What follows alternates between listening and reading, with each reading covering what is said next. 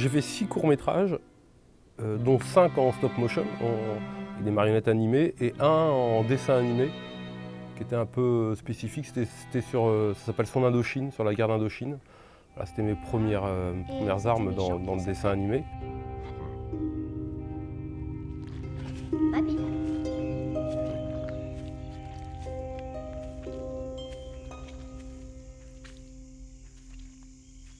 Sur Mémorable, il y a une chose que j'avais jamais faite, c'est de faire parler les personnages.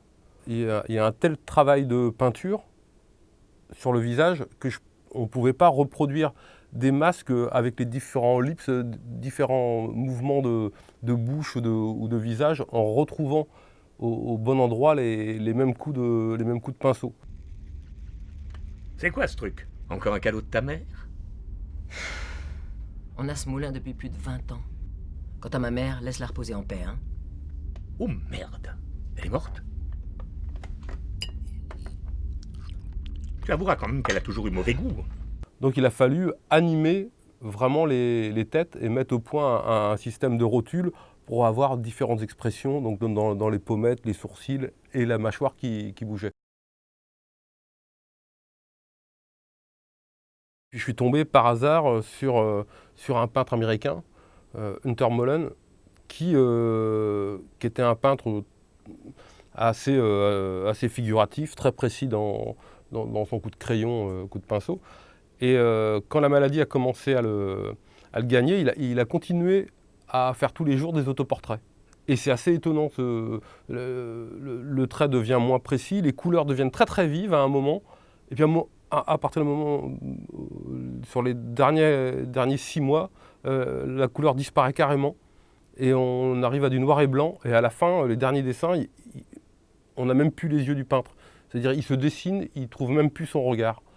Et je me suis dit oui, c'est comme ça que je vais attaquer ce sujet, je vais me mettre dans la tête d'un peintre qui perd la mémoire. Et donc je suis parti sur un univers de référence de peintres ou de sculptures. Enfin, tout ça baigne dans un univers artistique.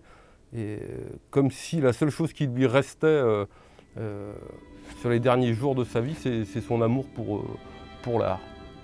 Tu n'utilises pas tes pinceaux? Non, peindre avec les mains réveille l'âme de l'homme primitif qui sommeille en nous. Qu'est-ce que tu racontes? Madame, vous ai-je déjà dit que je vous trouvais très séduisante?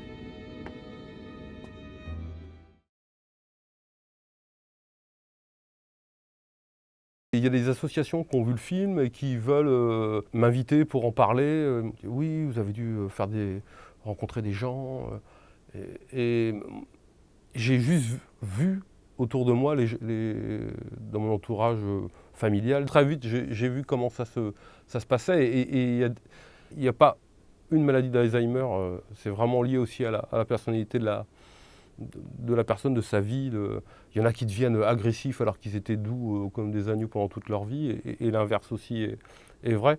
Donc c'est pas du tout un film médical, c'est une vision très personnelle de comment je pouvais imaginer, mais j'ai pas dû taper bien loin du but, parce qu'il y a beaucoup de gens qui viennent me voir à la fin des séances en disant oh, « oui, c'est exactement ça, comment vous avez… » Surtout sur les aidants, sur les personnes qui s'occupent du malade. Ils ont enregistré les voix 1 an avant la sortie du film, donc ils n'avaient rien. Ils avaient juste un petit storyboard. Et donc ils ont découvert le film 1 an après. Ils ont découvert à quel personnage ils avaient donné vie. Ça a été une bonne chose. Ça ancre les personnages quand même dans une certaine réalité.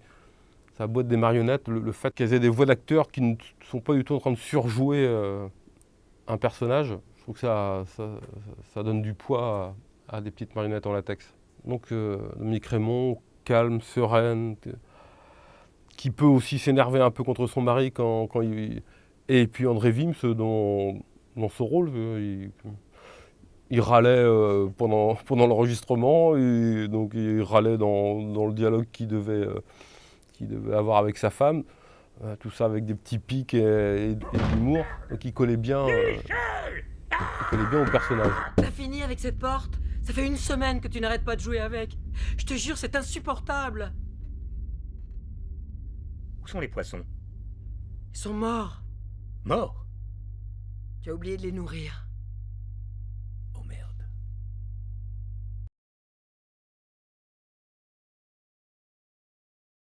Bah, ouais, j'étais étonné parce que c'est 3 prix hein, quand même à Annecy. C'est 1, c'est bien, 2, 3, je m'y attendais vraiment pas. Et puis on n'est jamais, sûr. Comment le film va être perçu? Est-ce qu'il en a fait trop, Bruno Collet? Est-ce qu'il essaie de nous tirer les larmes? Est-ce que c'est un film touchant qui est juste? Tu sais pas du tout comment le public va le percevoir. Et ce qui m'a vachement touché, c'est que le premier prix, c'était le jury, le jeune jury. Donc c'était des jeunes de 10 à 13 ans qui m'ont remis un prix sur un film qui traite d'Alzheimer et d'un couple de retraités. Donc déjà, ça m'a vachement touché. C'est peut-être celui qui m'a le plus touché, ce prix. Je me dis, si ça touche le jeune public, bah déjà, c'est gagné. L'avantage du cours, en tout cas la façon, depuis 20 ans, je fais des cours, c'est que France 2, qui a été un partenaire depuis le début, et Vivement Lundi, la production, m'ont toujours laissé quand même une grande liberté. Et plus tu demandes d'argent, plus il faut rendre de compte et plus tu peux te retrouver dans un truc un peu étroit. Je fais des cours parce que je raconte des histoires courtes. Voilà, c'est pas une punition ou. Je crois qu'on a un rapport avec le cours d'animation et le cours de fiction très très différent. Le cours de fiction est quand même une école une école du long. Les cours en animation, il y a de très grands réalisateurs qui ont fait ça toute leur vie et qui n'ont fait que ça et qui n'ont jamais voulu passer au stade supérieur. Donc s'il y a une histoire qui vaut le coup, parce qu'il faut savoir qu'un cours, je pars quand même sur un an et demi de boulot. Sur un long, ça va être plusieurs années. Il faut mieux être motivé et être sûr de son choix. Ouais, le projet de Théodore Géricault, il me travaille depuis un moment. C'est-à-dire, c'est 1818-1820, c'est les 2 années où il va peindre le radeau de la Méduse. Donc j'avais envie, moi, de traiter du vrai naufrage de la frégate La Méduse, qui va inspirer le tableau, qui est un vrai drame maritime, avec 150 personnes sur un radeau, et au bout de 10 jours, on n'en retrouve plus que 15 de vivants, en sachant qu'ils se sont entretués. Il y a eu du cannibalisme.